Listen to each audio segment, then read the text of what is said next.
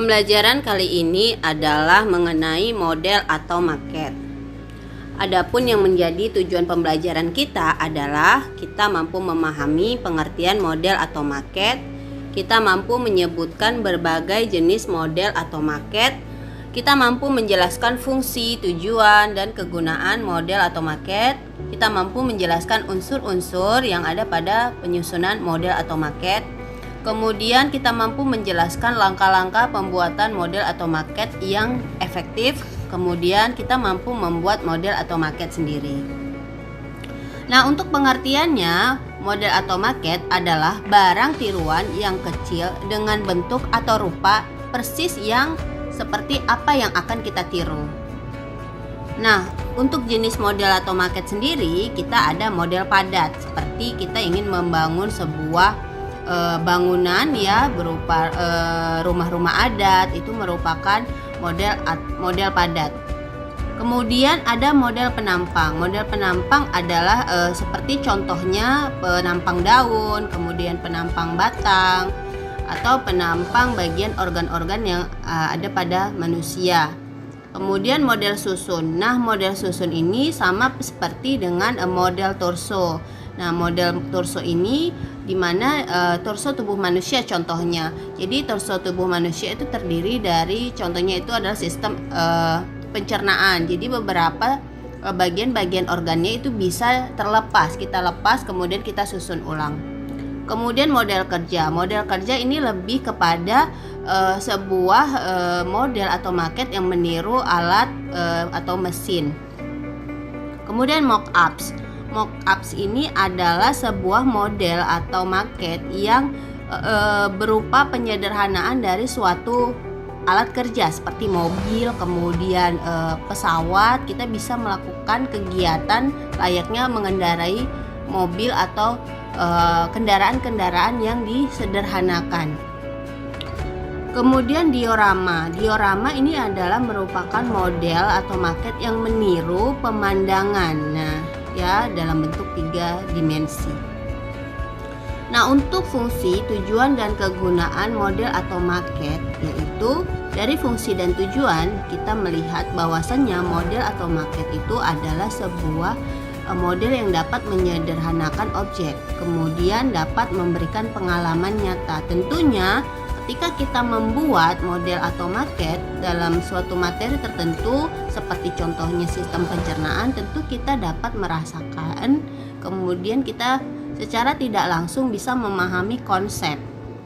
Nah, apalagi ketika kita mengajarkan ini atau meminta kepada peserta didik untuk melakukan kegiatan pembuatan model atau maket. Dengan tujuan apa? Agar siswa lebih memahami struktur organ ataupun fungsi-fungsi organ yang seharusnya dapat dipahami dengan menggunakan proyek pembuatan model atau maket. Nanti setelah pembuatan model atau maket, siswa tadi mampu menjelaskan struktur atau organ tersebut, kemudian mampu menjelaskan fungsi dari organ tersebut.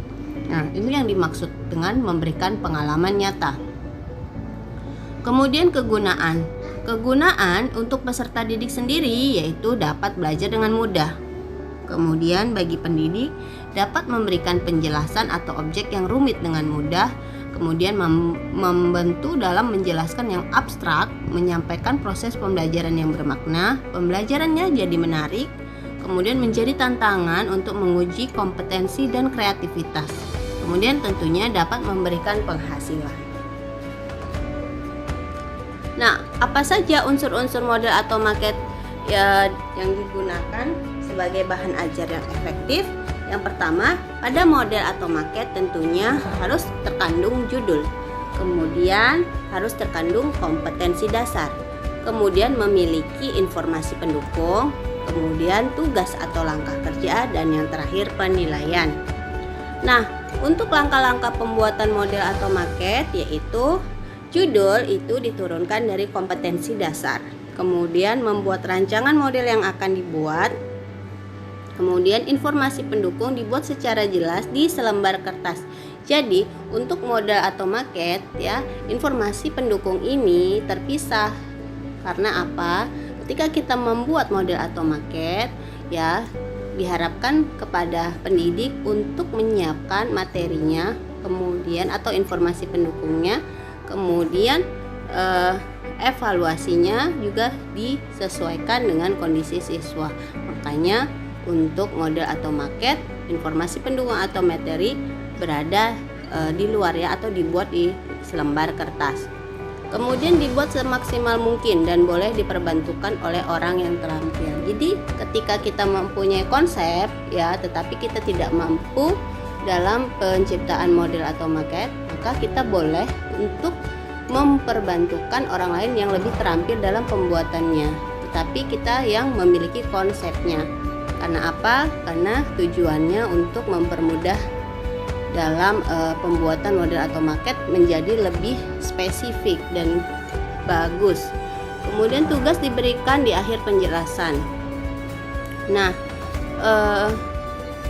terakhir adalah penilaian dapat dilakukan terhadap jawaban secara lisan. Nah, di dalam proses pembelajaran pada saat kita membuat model atau maket, tentunya kita harus menganalisis kebutuhan. Kemudian kebutuhan ini ada kebutuhan kurikulum, kemudian kebutuhan peserta didik. Jadi ketika kita membuat model atau maket, maka kita mengetahui terlebih dahulu, mendapatkan hasil observasi yang kita temui berupa permasalahan dalam proses pembelajaran. Ternyata model atau maket ini sangat dibutuhkan untuk siswa dalam mempermudah proses pembelajaran. Tentunya nantinya ketika model atau maket kita buat, pasti kita tentunya akan membuat materi ya, kemudian lembar kegiatan apa yang mereka akan kerjakan atau peserta didik kerjakan pada saat pengamatan terhadap model atau maket sendiri. Tuh.